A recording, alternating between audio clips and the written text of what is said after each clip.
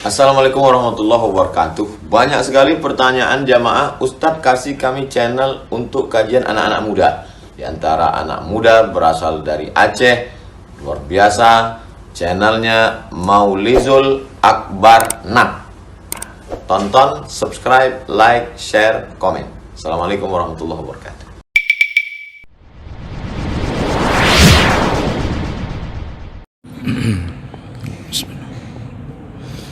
Assalamualaikum warahmatullahi wabarakatuh. Innal hamdalillah nasta'inuhu wa nastaghfiruh wa na'udzu bihi min shururi anfusina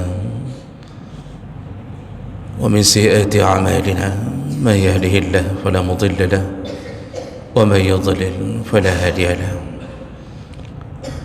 أشهد أن لا إله إلا الله وحده لا شريك له وأشهد أن محمدا عبده ورسوله الكريم. اللهم صل وسلم على نبينا المصطفى محمد وعلى آله وأصحابه أجمعين. أما بعد، رب اشرح لي صدري ويسر لي أمري واحلل عقدة من لساني يفقهوا قولي. Segala puji bagi Allah, kemudian salawat dan salam kepada Rasulullah, pada keluarga dan seluruh sahabat-sahabatnya yang Allah muliakan, insyaAllah. Bapak-bapak, ibu-ibu, jamaah salat subuh yang berhadir menembus kegelapan malam hanya karena Allah, dan semoga Allah membalas dengan surganya, insyaAllah. Bapak Ibu yang Allah muliakan, kita akan lanjutkan pembahasan tentang orang-orang atau golongan yang disebut oleh Nabi golongan terbaik dari umatnya. Kita sudah bahas dua, yaitu yang pertama orang-orang yang belajar Al-Quran lalu dia mengajarkannya kepada yang lain. Jadi kita mampu membaca Quran dengan baik, kita memahaminya, lalu kemudian kita mulai mengajarkan ilmu itu untuk membuat orang lain pun mampu. Itulah golongan pertama yang disebut Nabi golongan terbaik dari umatnya. Dan minggu yang lalu, bulan yang lalu, kita juga sudah membahas yang kedua. Di antara orang-orang yang terbaik dari umat Muhammad adalah orang yang paling baik akhlaknya. Surga itu dipenuhi oleh orang-orang yang berakhlak baik, dan orang-orang yang baik akhlaknya, mereka akan tinggal bersama Nabi sallallahu alaihi wasallam di dalam satu surga, yaitu surga Firdaus. Karena tujuan Nabi SAW diutus, yang menjadi puncak daripada keinginan Allah, yaitu memperbaiki akhlak. Jadi semua jembatan menuju akhlak dibuat oleh Allah dengan tujuan yang sama. Maka cuba lihatlah ibadah kita, semuanya tujuannya untuk menciptakan akhlak yang baik. Disuruh salat agar tercegahnya keji dan mungkar. Disuruh puasa la'allakum tattaqun, semoga engkau bertambah takwamu. Disuruh bayar zakat untuk mensucikan harta dan hati, karena orang yang membayar zakat, hartanya dibersihkan Allah, kemudian hatinya disucikan Allah. Kenapa bisa suci? Karena sedekahnya yang dia beri menuai doa kasih sayang di antara sesama. Kalau haji, maka semua dilengkapkan Allah, mulai dari salat, kemudian kita mengeluarkan perjuangan harta, badan, maka semua itu nanti tujuannya adalah haji mabrur. Apa mabrur itu? Baik, haji yang baik. Bagaimana ciri-cirinya haji baik? Pulang dari haji bertambah baiknya dengan masyarakat. Ya, pulang haji, kan ini kata Nabi ni, salah satu ciri-ciri haji mabrur adalah ifsya'us salam, iaitu dia menjadi pendamai atau yang memberi kedamaian di tengah-tengah lingkungannya. Jadi pulang haji bukan jadi provokator. Kalau sudah pulang haji dia yang jadi penghancur kampung, atau bahasa Acehnya problem maker, ya. Pak nagonya na masalahnya kan haji mabrur ya Pak. Haji itu dia mendamaikan, kehadirannya dirindukan oleh orang. Dia meninggal ditangisi orang banyak karena kebaikannya ikut pergi bersamanya. Jadi itu semuanya ternyata akhlak. Nah, itu yang kita bahas yang kedua. Maka jangan bangga kalau sudah bisa baca kitab, bisa bahasa Arab, sudah dapat gelar LC, MA, doktor, profesor, lalu uji bahasa Inggeris, bisa 7 bahasa, dumpu gedepu, semua dia tahu. Tapi yang tak ada akhlaknya, berarti tak sampai tujuan. Kalau bahasa kita hanadruk penutuh. Nah, ini jangan salah-salah. Orang malim tapi palih keluar misal kita bilang. Ya. Jadi malim itu ya pintar. Dia alim itu pintar. Dia ini bisa, ceramah bisa, ini semuanya bisa. Oh, kalau jangan tanya hafal Quran, hafal hadis. Ya. Itu di zaman Bani Umayyah ada salah seorang gubernur yang suka membunuh ulama.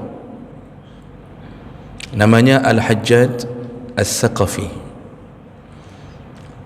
Kalau kita baca sejarahnya, itu penghafal Quran.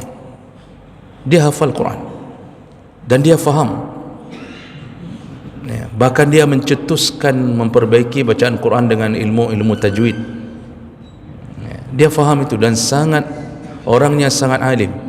Begitu jadi gubernur, mendekati kekuasaan, muncullah keinginan berkuasa dan tidak ingin dikritik oleh siapapun. Ketika para ulama mulai bicara mengkritik kepemimpinannya, di saat itulah dia gunakan pedang kekuasaannya untuk membunuh para ulama. Padahal dia sendiri orang yang ahli agama, mati dalam keadaan berlumur darah manusia-manusia yang tak berhak ditumpahkan darahnya dari kalangan muslimin. Makanya akhlak itu, ya, dimulai dari ilmu. Baru disebut orang menjadi alim, baru layak disebut ulama kalau ilmunya cocok dengan akhlaknya. Yang baru kekun ulama, ya. Jadi kalau seandainya berilmu tapi tak takut ke Allah, maka tak disebut ulama. Maka kan Allah mengatakan innama yakhshallah min ibadihi ulama. Yang takut kepada Allah itu dari kalangan ulama. Berarti kalau yang jadi ulama sudah takut ke Allah, tak berani lagi melakukan sesuatu yang melanggar syariat. Baik, itu kesimpulan-kesimpulan yang kita telah dapatkan di pertemuan sebelumnya. Saya sengaja mengambil selalu, saya ulang dulu sekitar 5 menit, tujuannya untuk mengingatkan kembali, ya, pelajaran yang lalu, kemudian memberitahu kepada yang tak sempat hadir di pertemuan-pertemuan sebelumnya. Kita lanjutkan golongan ketiga, orang-orang yang terbaik yang pernah disebut Nabi dari kalangan umatnya berdasarkan beberapa hadis Nabi SAW, yaitu orang-orang yang panjang umurnya dan baik akhlaknya, baik amalnya, ya. Panjang umur dan baik amalnya, bagus amalnya. Dan ini ada beberapa hadis yang Nabi SAW pernah menyebutkan di kalangan para sahabat. Di antaranya hadis yang pertama, ya, yaitu dari Abdullah bin Busr, anna a'rabiyan qala. Jadi ada seorang Arab Badui menemui Nabi lalu berkata, ya Rasulullah, man khairun nas? Ya Rasulullah, siapa sebaik-baiknya manusia? Ini jadi pertanyaan para sahabat. Itu selalu pertanyaan yang diiringi keinginan untuk menjadi bahagian daripada pertanyaannya. Itu ciri-ciri pertanyaan sahabat. Mereka bertanya selalu ingin menjadi bahagian daripada pertanyaannya sendiri.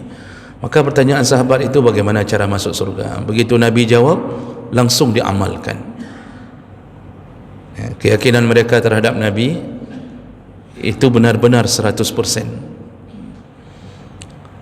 Kadang-kadang sahabat bertanya tentang suatu hukum, begitu dijawab oleh Nabi tentang halal haramnya, mereka langsung melaksanakannya. Kalau dibilang haram, mereka berhenti, tak lagi melakukannya. Jadi benar-benar murni bertanya untuk berubah. Orang katanya orangnya kadang-kadang pertanyaan banyak, tapi orangnya tak berubah-berubah. Itu kadang-kadang pertanyaan, Ustaz, bagaimana hukumnya makan riba? Sudah dikasih tahu makan riba oleh Allah dan Nabi haram. Dan sudah 20 tahun ikut pengajian, tetap nyanci bun. Setiap kali ada pengajian, setiap kali pertanyaan itu, setiap kali pertanyaan itu, tetapi tak berubah-berubah. Lalu yang muncul apa? Ustaz tu kok bahasnya cuma itu-itu aja ya, padahal yang itu-itu aja pun tak berubah-berubah. Nah, ini kadang-kadang harus kita pikirkan. Jangan sampai bertanya setelah diberitahu kemudian tak ada keinginan untuk berubah, bertaubat. Inilah yang disebut dengan mengolok-olok agama Allah. Sudah tahu tapi tak pernah ingin bertaubat. Jadi lanjut dunia makan haram, lanjut terusan. Jadi kali ini sahabat bertanya, ya Rasulullah, siapa orang yang terbaik ya Rasulullah? Apa jawaban Nabi? Man tala umruh wa hasuna amaluh, yaitu orang-orang yang panjang umurnya dan bagus amalnya. Kemudian dalam hadis yang lain, tadi hadis riwayat Tirmizi dari Abdullah bin Busr al-Mazini, itu juga menyebutkan ada seorang bertanya ke Nabi, siapa manusia terbaik? Nabi menjawab, tuba liman tala umruh wa hasuna amaluh, beruntunglah, yaitu ketika Allah panjangkan umurnya dan baik amalnya. Kemudian dalam hadis yang lain dari Abi Hurairah radhiyallahu anhu, Rasulullah SAW berkata, ala unabbiukum bi khairikum, mau ku kabarkan kalian siapa yang terbaik di antara kalian. Jadi Nabi ingin memberitahu tentang orang terbaik di antara semua sahabat. Itu bahasa bi khairikum berarti semua sahabat baik, tetapi ada yang terbaik, ada yang terbaik. Qalu na'am ya Rasulullah, tentu ya Rasulullah, kami ingin tahu siapa yang terbaik di antara kami. Qal khiyarukum, orang yang terbaik di antara kalian adalah atwalukum a'maran wa ahsanukum a'mala, yaitu orang yang paling panjang umurnya dan paling bagus amalnya. Ini ada beberapa hadis yang menyebutkan perkara yang sama. Nah, jemaah mulakan Allah Subhanahu wa taala, ini bahasa Nabi singkat padan, yang paling good di antara gedanyo, yang paling baik di antara kita. Kita semua baik. Orang-orang kalau sudah salat subuh itu berjamaah, insya-Allah baik. Kenapa? Banyak sekali hadis yang memuji-muji tentang keutamaan orang yang melakukan salat subuh. Orang yang salat subuh itu di dalam perlindungan Allah. Kalau berani menyakiti, menzalimi, menganiaya orang yang salat subuh, maka dia langsung berhadapan dengan backingnya. Siapa? Allah Subhanahu Wa Taala. Maka ketika Allah marah kalau orang atau hambanya yang salat subuh menyembahnya lalu dibunuh atau kemudian dianiaya, maka pembunuhnya langsung berhadapan dengan Allah dengan siksa yang sangat pedih. Kita saja di dunia, Pak, kita kalau punya backing, bahasa lainnya ordal, naung dalam. Kita ni kalau punya backing saja, tiba-tiba diganggu, kita telefon backing kita, langsung dibereskan dan akan menghadapi pembalasan yang menyakitkan. Karena hubungan hati, kedekatan hati. Sekarang kita dengan Allah, kita sembah sujud Allah, maka kita baik. Kita ini orang-orang baik. Cuma ketika kita semua baik, siapa yang terbaik? Nah, disitulah salah satu jawaban Nabi bahawa yang paling panjang umurnya di antara kalian dan masih beramal saleh sampai tuanya. Jawaban ini menunjukkan bahawa anak muda yang saleh itu baik, tapi tidak sebaik orang tua yang saleh. Jadi kan ada orang-orang mengatakan kokaya anak muda yang masih remaja, masih muda, tetapi Masya Allah jemaahnya tak tinggal. Betul, baik, dan itu termasuk pemuda-pemuda terbaik. Apalagi di zaman fitnah, tak banyak lagi anak muda yang mau salat, lebih banyak yang tidur, pulang larut malam, itu sepanjang malam duduk di nongkrong, bahasanya nongkrong, main catur, main apa ini, main bate bang, main tai enam tu, batu yang ada tai enam itu bang, enam itu tu main sepanjang malam, main tu terusan, mendekat subuh tidur. Itu gaya anak muda hari ini. Atau main game di HP. Ada yang sampai orang pergi salat subuh dia masih main game dengan memanfaatkan wifi di tempat-tempat tertentu, duduk bersama, begitulah. Makanya anak-anak muda yang salat subuh ini adalah orang-orang yang baik. Bahkan saya pernah mengatakan kepada bapa ibu, kalau bapa ingin menikahkan anak bapa yang gadis, carilah anak muda yang berada di dalam saf-saf salat subuh, Pak. Anak muda bapa cari, jangan yang sudah menikah. Jadi jangan sampai bapa tawarkan lagi kepada yang sudah menikah. Anak-anak muda yang berada di dalam saf-saf salat subuh, tawarkan anak bapa yang gadis, insya-Allah bahagia. Jangan pikirkan rezeki, karena dulu pun kita menikah tak punya rezeki yang mapan, tapi Allah mapankan. Nah, cuma yang perlu difahami, anak-anak muda ini jangan merasa bangga dengan amal salehnya, dan jangan sampai dia menghina orang tua, seakan-akan orang tua itu lebih rendah derajatnya daripada dia, sehingga muncul kalimat, kan sering kita dengarkan kalimat, ada orang tua yang sudah umur 70 selalu berjamaah, tapi kemudian orang mengatakan apa? Ya wajarlah, ya, karena kan dia udah bau tanah, udah hampir mati, ya wajarlah orang kesemayang karena kena mati, kepikir mati. Itu perkataan orang. Dia tak faham bahawa di sisi Allah yang lebih tua, lebih panjang umurnya, rambutnya sudah memutih, dialah orang terbaik saat dia masih terus melanjutkan amal salehnya kepada Allah Subhanahu wa taala. Kenapa dia yang terbaik dibandingkan yang muda tapi saleh? Karena yang pertama apa? Dia sudah lelah melawan hawa nafsunya sampai tuanya. Ini anak muda umur 30 tahun, pengalaman hidup, makan asam garamnya hidup itu masih setengah. Orang tua apa? Berjuang habis-habisan dari mudanya supaya tetap salat, tetap salat, tetap salat. Hawa nafsunya tetap bergerak untuk membuat dia jatuh dalam maksiat, tapi dia pertahankan sampai tuanya. Jadi capek melawan hawa nafsu, itu capek Bapak Ibu yang Allah muliakan. Para ulama mengatakan an-nafsu katiflir radhi'. Nafsu itu seperti anak bayi yang menyusui. Kalau belum diberi susu, diberi ASI, dia tetap merengek-rengek, dia tetap akan terus menangis. Makanya hawa nafsu itu ketika kita hentikan, dibisikkan oleh hawa nafsu di malam hari, kita berhasil menghentikannya, maka dia kembali datang besok untuk merayu kita kembali. Kita berhasil menghentikan di pagi hari, dia datang lagi di malam harinya. Jadi seperti anak bayi, selama belum diberi tetap dia merengek. Ada yang berhasil menjadi orang saleh 6 bulan, bulan ke-7 sudah maksiat lagi. Ada yang berhasil 6 tahun selama di pesantren, oh Masya Allah salat jamaah terus-terusan. Lepas dari pesantren masuk tahun ke-7, lebih besar maksiat dia dibandingkan lulusan-lulusan SMA. Jadi tidak berhenti nafsu.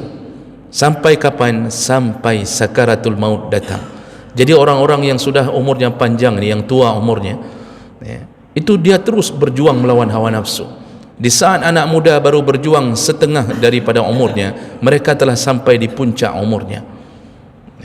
Dan kita apa?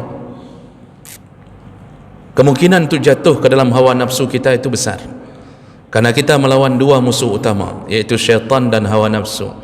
Jadi hawa nafsu berada di internal kita, di dalam diri kita sendiri, atau bahasanya musuh dalam selimut. Sedangkan syaitan eksternal. Kalau syaitan berhasil menunggangi hawa nafsu, dua makhluk ini menggoda kita, sedangkan kita bertahan dengan iman, belum tentu kita menang. Belum tentu kita menang.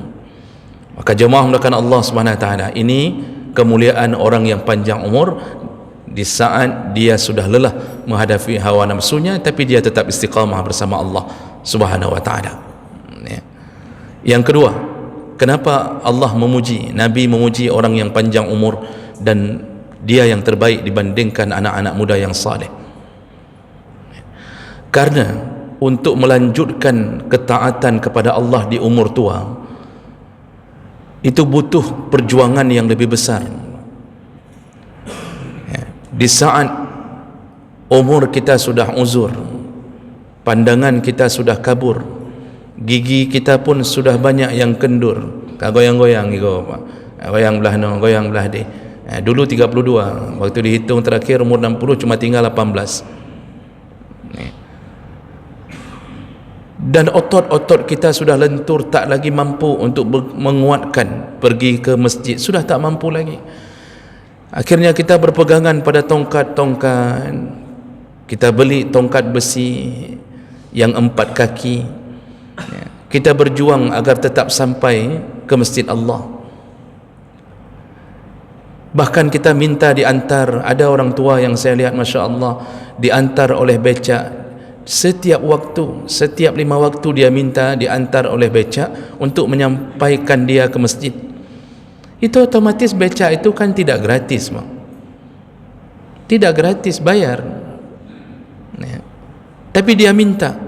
Dan saya lihat itu, ada orang tua berjalan tertatih-tatih dari rumahnya membawa kursi, bawa kursi sedikit. Orang lain sudah sampai ke masjid dari 10 menit yang lalu, beliau masih di tengah jalan, berjalan sedikit-sedikit demi taatnya kepada Allah.